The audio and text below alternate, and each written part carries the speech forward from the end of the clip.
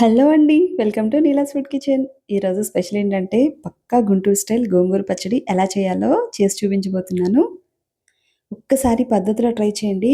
అందరికీ తప్పకుండా నచ్చుతుంది. అయినా గోంగూర పచ్చడి ఇష్టం లేని వాళ్ళు ఎవ్వరైనా ఉంటారా చెప్పండి? ఓకే. లేట్ చేయకుండా రెసిపీ స్టార్ట్ చేసేద్దాం. దీనికోసం ముందుగా పాన్‌లో ఒక టీ స్పూన్ ఆయిల్ వేసుకొని, హాఫ్ టీ స్పూన్ మెంతులు, హాఫ్ టీ స్పూన్ ఆవాలు, హాఫ్ టీ స్పూన్ ధనియాలు వేసి లో ఫ్లేమ్‌లో మంచి రంగొచ్చే వరకు ఫ్రై చేసుకోండి. 3 ఈక్వల్ క్వాంటిటీలోనే తీసుకోండి. ఇవి ఫ్రై అయిన తర్వాత 10-12 కారంగల ఎండుమిర్చి వేసి, ఎండుమిర్చి పైకి పొంగినంత వరకు ఫ్రై చేసుకోండి లో ఫ్లేమ్‌లోనే. ఇప్పుడు ఇందులోనే ఒక 7, 8 వెల్లుల్లి రెబ్బలు కూడా వేసి, అవి కూడా ఒక్క సెకండ్ ఫ్రై చేసుకోండి సరిపోతుంది. ఇవి ఫ్రై అయ్యాక తీసి పక్కన పెట్టుకోండి. ఇప్పుడు అదే పాన్‌లో ఇంకొక టీ స్పూన్ ఆయిల్ వేసుకొని 3 పచ్చిమిర్చి వేసి ఒక్క నిమిషం ఫ్రై అయిన తర్వాత, ఒక పెద్ద కట్ట గోంగూర వేసి, మూత పెట్టి ఒక్క 5 మినిట్స్ హై ఫ్లేమ్‌లో ఉంచండి.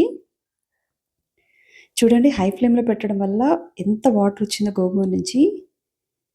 ఇక్కడ ఎప్పుడైనా మీకు గోంగూర లేతగా ఉందంటే వాటర్ ఎక్కువ బయటకొస్తుందండి. అదొకటి గుర్తుపెట్టుకోండి. మన గోంగూర చాలా లేతగా ఉండడం వల్ల చాలా వాటర్ వచ్చింది కదా!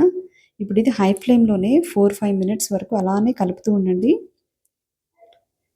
ఇప్పుడు ఇందులోనే ఒక మీడియం సైజు నిమ్మకాయ అంత చింతపండు వేసి ఒక్క నిమిషం ఫ్రై చేసుకోండి.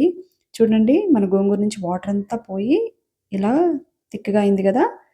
ఇప్పుడు స్టవ్ ఆపేసుకొని ఇవి మనం ముందుగా ఫ్రై చేసినవి ఉప్పు వేసుకొని రోట్లో దంచుకుంటే పచ్చడి టేస్ట్ చాలా బావుంటుంది. చూడండి ఇలా నలిగితే సరిపోతుంది మనకి. ఇప్పుడు ఇందులోనే మనం ఉడకబెట్టుకున్న గోంగూర కూడా వేసుకొని బాగా దంచుకోవాలి. నేనిక్కడ చిన్న రోలు కాబట్టి కొంచెం కొంచెంగా దంచుతున్నానండి. చూడండి ఇలా ఉంటే సరిపోతుంది.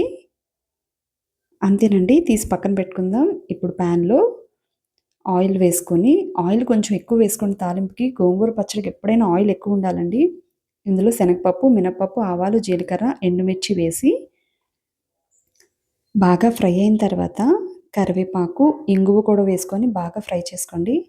ఇప్పుడు మనం రుబ్బి పెట్టుకున్న గోంగూర కూడా వేసుకొని ఒక్క నిమిషం కలుపుకొని స్టవ్ ఆపేయండి అంతే. ఈ పచ్చడి మీరు ఫ్రిడ్జ్‌లో పెడితే 15, 20 రోజుల వరకు చాలా బావుంటుందండి. మీకు ఉల్లిపాయలు కావాలనుకుంటే యాడ్ చేసుకోండి. నేనైతే నిలవ ఉండడం కోసం ఉల్లిపాయలు వేయలేదు. అంతేనండి మన పచ్చడి రెడీ అయిపోయింది కదా! మీకు నచ్చితే తప్పకుండా ఈ రెసిపీ ట్రై చేయండి. ట్రై చేసి ఎలా వచ్చిందో కామెంట్ చేయండి. అలాగే సబ్స్క్రైబ్ చేయడం మాత్రం మర్చిపోకండి. సబ్స్క్రైబ్ చేస్తారు కదూ! Thanks for watching.